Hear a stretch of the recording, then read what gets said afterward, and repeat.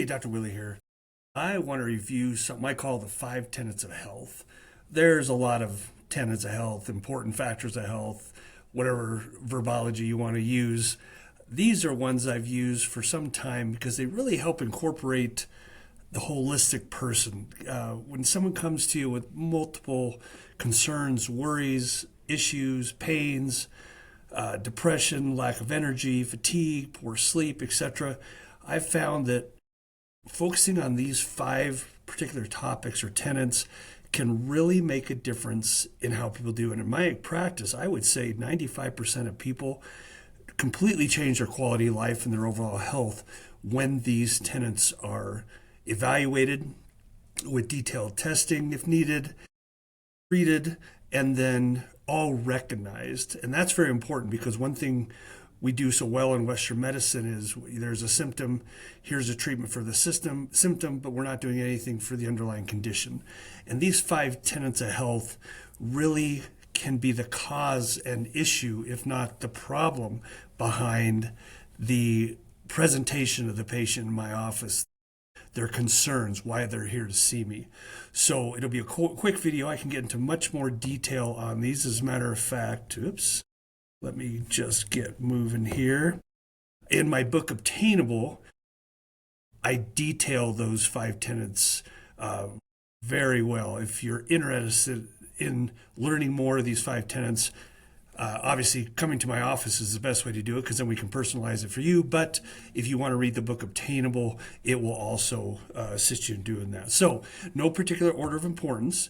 The first one we want to discuss is the HPA axis. That stands for hypothalamus, pituitary adrenal axis.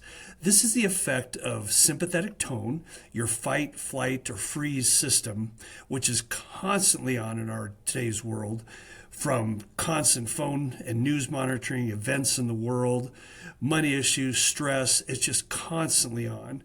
But also the effects of cortisol. Cortisol gets a bad name out there, and in reality, it's a survival hormone. You would die without cortisol, but when you have constantly secreted low levels of cortisol, it causes damage, and it changes a lot of things over time.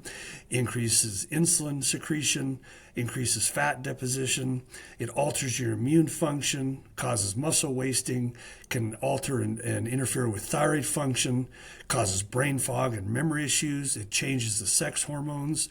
It just goes on and on. This list here on the screen is a very short one of the effects of elevated cortisol all the time. But here's the important thing to remember. Cortisol is a survival hormone. It's not necessarily a bad guy. It just shouldn't be on all the time. And when it is, our bodies go into survival mode, protection mode, gain weight by looking at food mode, because if you think historically and evolutionary wise, cortisol was elevated 1,000 years ago when food was scarce.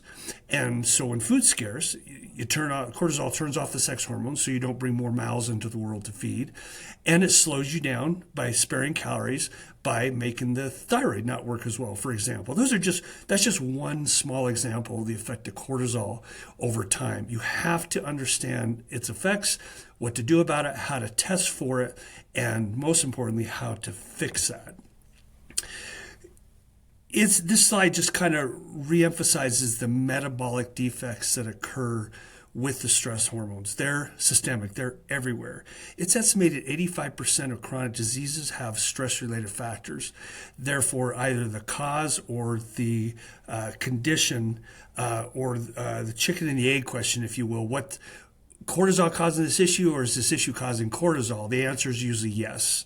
And it's just absolutely important to understand how it factors in metabolic balance, regulation, and cellular energy production. Hormones are the next one of the tenets. Not just sex hormones. When I say hormones, people tend to think thyroid hormones, they tend to think sex hormones, but really, there's a lot of hormones in your body, in your brain, your thyroid, your adrenal glands, your sex organs, your gut. The list goes on. These hormones all have to be evaluated as a whole. You can't just put someone on testosterone and think they're going to get better over time. Do they feel better initially? Yes, absolutely. But you have to be aware of all the hormones. They're messengers. So when one hormone is off, they all tend to be off. And being aware of how those hormones interplay and interact with each other and with the other four tenets is absolutely essential for optimal health and longevity. And quality of life. Huge quality of life issue when you understand how to utilize hormones, how to, again, monitor them, test them, monitor them, and treat them. And it doesn't necessarily mean you give people hormones every time they're deficient. Maybe we just help their body produce them better or more. Hormones, absolutely vital and important. The next thing is gut health. Gut health is so vital. Gosh, it does so many things. The majority of your immune system surrounds your gut. So when you say gut health and think gut health, you have to think of the immune system. Neurotransmitters in your brain, believe it or not, in your whole body, only 10% are between the ears. The other 90% are in the gut. The gut is just so vital. And I'm sorry, but if you live in America, you have a gut issue. You don't necessarily have to have bloating, constipation, diarrhea, stomach pain, or any of those things to have a gut issue. If you live in America, you have a gut issue, and that's due to toxins, high cortisol, antibiotic use, which is rampant.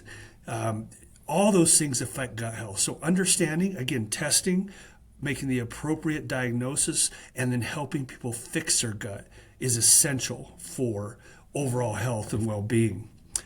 Oxidative stress and senescence. Oxidative stress is if you leave your shovel out in the rain, it oxidizes, it rusts. Well, we rust too.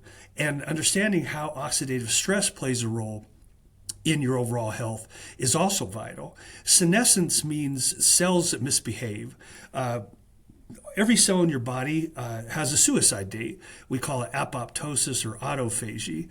And that is ignored when cells get poor hormonal encouragement, when nutrition's bad, when toxins are present, when cortisol's high, and these cells then turn other cells around them into themselves. That's why the slaying of senescence is zombie cells. So using something called a senolytic, which helps kill or get rid of these senescent cells while you're dealing with oxidative stress, is another key to long-term health and well-being. And the final one of the five is toxins. Toxins in our environment are everywhere. I mean, just look at this little picture and example here. These are toxins just in a woman's daily activities in this particular example. Toxins are everywhere, and making sure your clearance systems are working, your liver is working, your kidneys working, you're sweating adequately every day. All these things are very important to understand, but there's one toxin that is also vital to be aware of, and that's toxic relationships, toxic jobs. Those, in my opinion, are just as toxic as some of the heavy metals and the molds we get into and hear about and see and I treat.